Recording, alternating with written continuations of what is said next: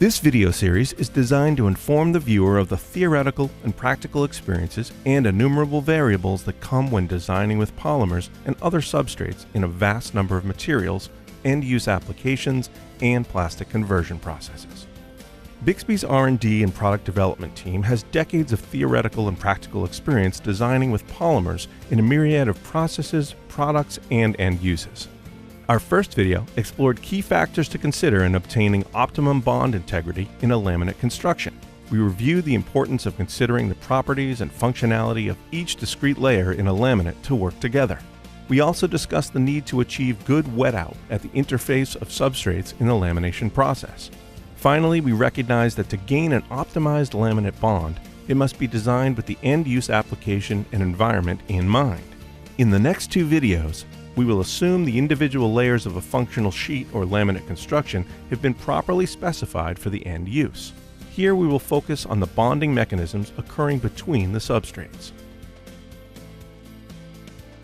In extrusion lamination, we use a fabric, a screen, or any kind of substrate, and then we extrude a polymer or a tile layer on top, and we combine them through a series of nib rolls or other processes that provide enough heat, pressure, and time to improve the bond between the layers.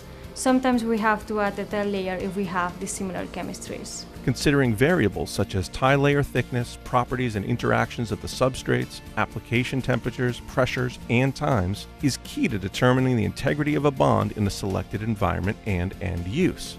All these variables create several challenges. The selection of an effective tile layer chemistry is based on its intended application and the ultimate surface temperature, as well as the substrate or substrates to which it will be bonded. When choosing different types of hot melt adhesives, you need to think about what mechanisms will help the bond to develop or to fail, and which intrinsic properties of the polymer need to be considered. There are two mechanisms of bonding that may develop at the interface of two substrates. These can generally be thought of as mechanical bonding and chemical bonding. A mechanical bond occurs when a substrate presents some surface irregularities. A rough surface or a craggy surface allow these polymers to flow through and interlock with the surface. So, for example, when we coat a fabric, the polymer can flow through the free open spaces between the yarns and create a mechanical interlock. However, the penetration to the fabric needs to be controlled in a way so you don't have unwanted changes on the fabric. Like, for example, you can lose elasticity or change some of the mechanical properties. Surface imperfections, such as peaks and valleys, open pores and crevices, will also promote mechanical bond because there are more surfaces to bond to than when we try to bond to just a smooth, uniform surface. There are mechanical processes that improve the mechanical bond by roughening or abrading the surface.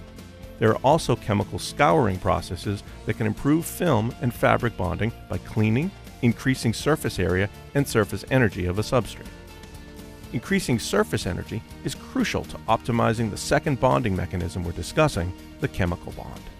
It's highly important that the adhesive or polymer we use when coating surfaces fully wets out the surface. This ensures intimate contact at the interface, ensuring the creation of key interactions between functional groups of both surfaces. To maximize interface interaction and wet out, the surface energy of the polymer that is bonding to another substrate must have similar or lower surface energy than the substrate to which we're bonding.